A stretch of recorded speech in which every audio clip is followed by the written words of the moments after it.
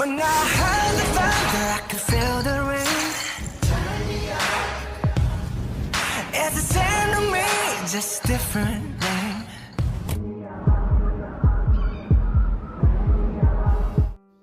Hi guys, my name's Tao and welcome back to my channel if you're subscribed, and if you haven't, please consider doing so. If you enjoy my content, that would really help me out. So today I'm going to talk about Scorpio energy and Pisces energy, especially right now in Pisces season. Pisces season is always a struggle for me because I'm a Pisces moon, but I'll explain it a little bit more. So last year in numerology was an 8-year. Now, if you're a Scorpio or you have Scorpio in your main placements, this will apply to you specifically, or everyone in general, but more so to you. Now, an 8-year, the number 8, we know that that's linked to Scorpio in general, because Scorpio is ruled by the 8th house. It's the house of birth, death, and rebirth, or the house of transformation, change, growth. It's the life cycle, the birth and death cycle of life, or the circle of life. It's karma. It's the karmic circle. It's where you reap what you sow. It goes full circle when we talk about the number 8. So when we look at numerology, just to give you a brief understanding, so 1 is the beginning. So the cycle of numbers is 1 to 9. 1 is the beginning, and we progress through the numbers. When we get to 7 is Libra. 7 is all of life's wisdom. So the wisdom of being alive, right? Now, when we get to 8 is death. That's Scorpio. And now we've gone full circle. Now, we understand life, but we understand the value of life now that we've experienced death. So when we talk about the cycle of life, this is very much Scorpio, right? Scorpio wants growth, it wants transformation, it wants to constantly change, right? Last year being an 8-year was kind of really detrimental for Scorpios specifically, but it was a hard year in the sense where if everybody's dealing with an 8-year, there's this karmic circle that happens, and it could be either a good thing or a bad thing, but there is a loss and gain that happens to every one of us, whether it be big or small. If you're a Scorpio, it's probably a big life lesson. So the challenges and struggles that we kind of go through, the things that life kind of tries to teach us of the previous 7 years would have gone full circle and come to fruition last year, being an 8-year. Now this, for me personally, just to make it relatable, I've been a bit lost when it comes to, I'm very disconnected from my emotions.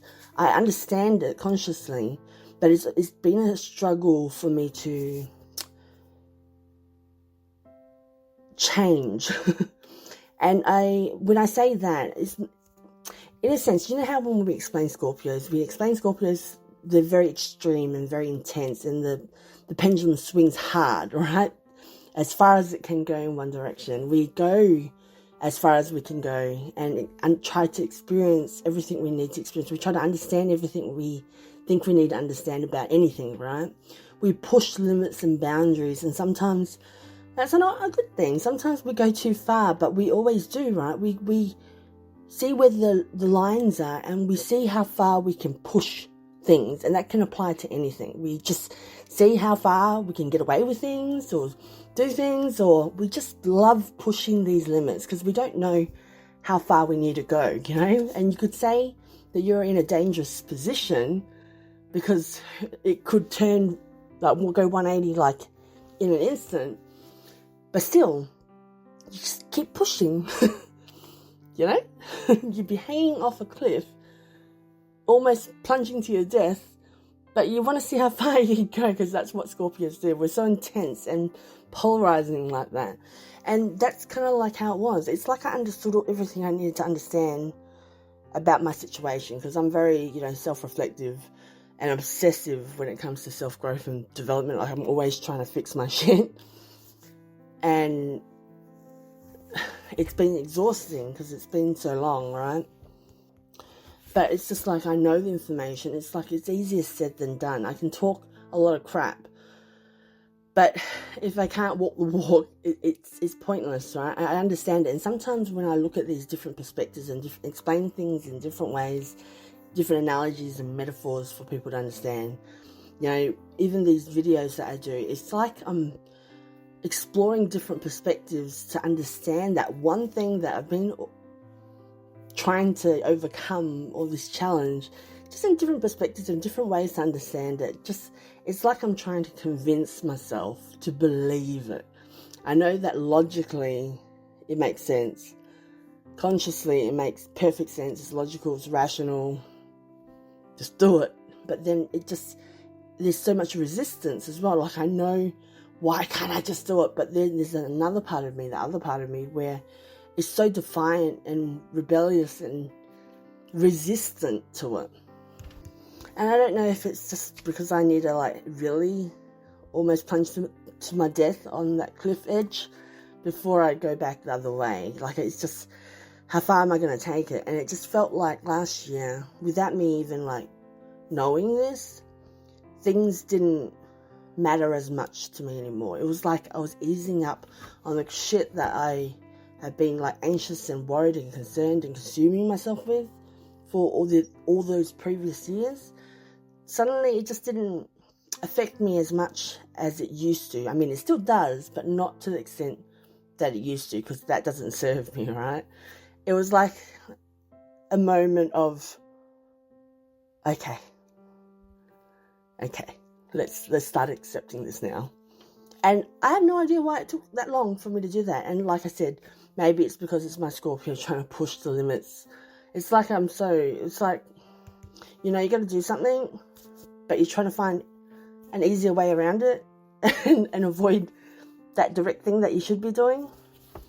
But you're trying to find an easier way to go about it, and you keep going, looking for other alternatives, you know, before you're convinced, okay, I need to do this or that or whatever, you know. Like, you think, it's kind of like, you know, is that the right outcome? Like, even if years ago I'll be like, I know this is the situation, this is how to fix it, but do I really know that's the right answer? Like, how do I really know that's the accurate or correct answer to take?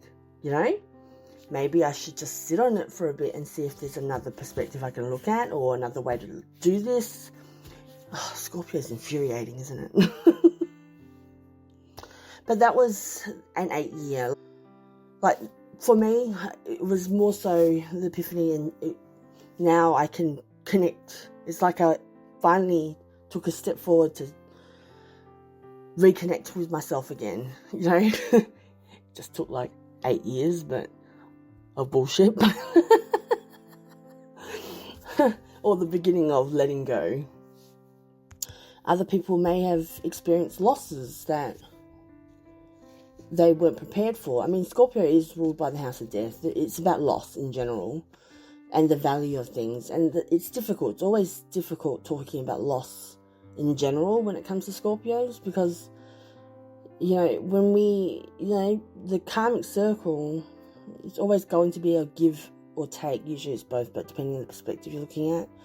If you've had something and you didn't value it because you didn't understand the value of it, because you need to experience the loss of it to understand the value, because you're a Scorpio and you experience that to understand that. By the time you understand it, you've already lost it. So it's unfortunate if it goes that way, because it's difficult, and that's usually the case for Scorpios, because if you've got Scorpio in you, you know, one of your life challenges is to, you know, really overcome deal with grief and loss, and regulate yourself in a way where you can overcome that, like learn the skills and tools to be able to deal with that, because it impacts you the most. And we're never prepared for death or loss, right? And it doesn't necessarily need to be death. I mean, it could be a death of a relationship, it could be a death of your career, it could be a death of anything. These losses comes in different forms, right? And they're all completely valid, because the point I was trying to get to was 2024 was about the karmic circle. So we were going to reap what we sowed. things were going to come to fruition. And it was important for 2024 where we kind of reflect back and, in retrospect, look back at all the challenges that we kind of overcame, and we went through the lessons that life was trying to teach us in the previous 7 years, to acknowledge the lesson that we got from those challenges and see the positives that we took out of it, and understand and pinpoint what the lesson is. Because if we haven't kind of absorbed the lesson, as we know, if you don't understand, if you haven't learnt your lesson, the same situation will reappear again and again in different ways and forms, different people, again and again and again, until our soul kind of gets it, right? Accepts it, acknowledges it. So it was important that we kind of learnt the lesson, appreciate it, be grateful for it, in order for us to go smoothly into 2025, which is a 9 year. Now, 9 is the end of the cycle. We're meant to tie up loose ends. We're meant to let go, essentially. We're meant to let go, be free. And 9 is all about freedom. It's the end of things. It's, if we talk about 7 is life, 8 is death. When we get to 9 is related to Sagittarius and Jupiter. It's about liberation. It's about freedom. We know Jupiter likes to expand, loves knowledge. It likes to be free. And when we talk about, Sagittarius, in general terms, they usually refer to Sagittarius, and they usually associate it with, it doesn't like to be tied down to whether it be a relationship, or it likes to travel, which can be true, but I see it as freedom in a way bigger sense. It's not only about relationships and traveling. It's more so, when you've gone through life and got the wisdom of life already, you understand death, you understand the value of life now, and then you take the next step. Now you're at a point where you're like, okay, I understand everything. Now I'm going to make a decision and choose my preference. And I don't need to justify it.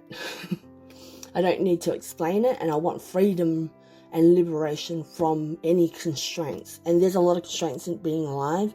There's, expectations on who you want to be, who you should be, who your family expects you to be, and who your, religion expects you to be, who your community expects you to be, who your country expects you to be. There's a lot of rules about how to be a human. There's a lot of constraints in general. There's, we want to be free from it all, free from judgment, free from labels, free from all of that, free from words, free from our own thoughts and feelings. Like, that's true liberation and freedom. Just, I don't give a fuck anymore. I choose this just because, and I don't need to justify it. That's what freedom is. Not being questioned and judged and perceived a negative way. You choose something just because you want to. That's it. You don't need to explain any further. I mean, if we look at our brain, right, and personality profiling, our cognitive functions, we all have different preferences that we've kind of, in terms of cognitive functions and what we've, preferred, our choices that our brain has kind of made and at a very young child, and we've developed these preferences. It's like being left-handed and right-handed. We can write with both, but there's one that's more comfortable, Like in personality profiling, everybody has different cognitive functions, right? That they kind of have developed. Like, what my preferences and what I've kind of developed in my brain is different to the next person. But we've chosen that. We're not everything. We chose something. We had a preference, Just because I don't write with my left hand doesn't mean that I can't write. It may not be legible, but I still can write with my left hand if I wanted to, right? Doesn't make my left hand redundant. It exists. It's not like I'm just swinging my right hand when I walk. It exists. It's just a choice. It's a preference. And we're allowed to have preferences without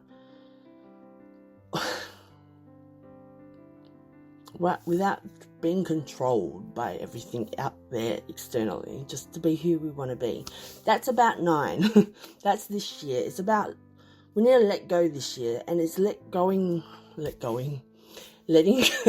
letting go of not just these labels that people put on us and what people deem as good and bad and what society sees as acceptable or not acceptable.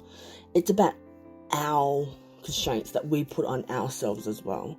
Like the thought part, freedom from our own thoughts is half of it, you know. It's probably, if anything, more than half. So it's letting go of that and just being who we need to be without any need for conscious reasoning or explaining or justification. That's what it's about. So when we moved into 2025 this year, it's been a bit of a mess because, look, we went into Pisces, like new moon in Pisces was end of February, right? Now we're in Pisces season. Now I'm a Pisces moon with a Scorpio sun, right? So Scorpio in me likes control. It likes to know and do things. So at a young age, I've learned how to deal with this conscious world because I've been doing it for so long. I know what people expect of me, and I know how I should be seen. I exist in the world in a very strategic way in terms of survival, right? That's how Scorpio has been kind of built up and developed. And my Pisces moon, which the moon is about our inner selves, not our external self. Like the sun is who we strive to be when the sun is up, right? And that's being a sun in Scorpio. That's where my Scorpio is, dealing with the sun, right? Dealing with the world externally. Whereas my moon placement is Pisces, which is probably ideal because Pisces is delusional. It's it's ruled by illusions. It's ruled by the subconscious, unconscious, dreams, fantasy. It's about purging because it's the last sign. It's all things that don't make sense. That's Pisces. So when we move into Pisces season, I'm always a hot mess in general, but my hot mess, my chaos, normally, I understand that chaos because I'm used to it. I was good with that, even though I know it's chaotic to others. It wasn't chaotic to me because I was used to that. Now, when I move into Pisces season, it means my Pisces season is the sun is in Pisces. My Pisces kind of stepped up to the plate and now it's sitting on the throne of my life. So Scorpio has kind of stepped down for a bit. Pisces is sitting on that throne and it's doing whatever it wants. With whatever it wants, whatever it feels, it will do. Now, Pisces is intuition, it's about emotions. It's all things that is unconscious. So I'm more of a mess in Pisces season than usual. Now my Scorpio, like knowing this, right? Knowing I'm moving into Pisces season before it happened, there was, emotions were like, Pisces season's coming. That's going to be difficult. But, I say that because we know that Pisces is going to wreck it up. We're going to be a hot mess. But the other part of me being a Scorpio is like, I like being honest. I like to be true to myself. I like to be a genuine person. I don't care. I'm not ashamed of where I came from. I'll talk about it. I don't care. I'm not scared of taboo topics. I'll just say it as it is because I want to be true to who I am, because I want authenticity, and that's very important to me. I value authenticity. That's Scorpio, right? So even though I was a bit anxious about Pisces season, my Scorpio side went, I will embrace it anyway. I know I will. But the thing is, it was a new moon in Pisces as well, so it was double Pisces energy, and my emotions were ramped up. This is an important time, being in Pisces season, because if you're a Scorpio, or if your sun sign, or if your signs in general, your main placements are of the logical one, or more dominantly logical, it's kind of important. Like, even though Scorpio is a water sign and that's about emotions, Scorpio is surviving in the conscious world. It prefers mental than heart because they have more control in logic, right? In the left side of the brain. So So Scorpio needed to have this kind of wake-up call, because it's still going to embrace who we are. Like, if Pisces wants to be a hot mess, we'll embrace that. We won't be ashamed of it. We'll wear it proudly and take it as it comes, because that is us, right? That's part of us. So, but the thing, what Pisces does is it just is, without needing to explain shit. It is a bit delusional. It's rose-colored glasses. It doesn't need reasoning. It doesn't need, a Google definition or meaning. It doesn't need anything of the conscious world. It just is, and sometimes that's necessary to just do things, say things, feel things, just because that's so. It is what it is, without needing to explain, without needing to understand, because we need to give Scorpio a break. We really do, because sometimes when you're in that state of control, you can be, the longer you avoid your emotions, the harder it is to let go of the control. You become obsessive with that, and it gets harder and harder as time goes by to face. So this time is kind of necessary for us to, remind ourselves that you are just how you are. You don't need to understand. You can just do what you need or choose to do and be, like how Pisces is.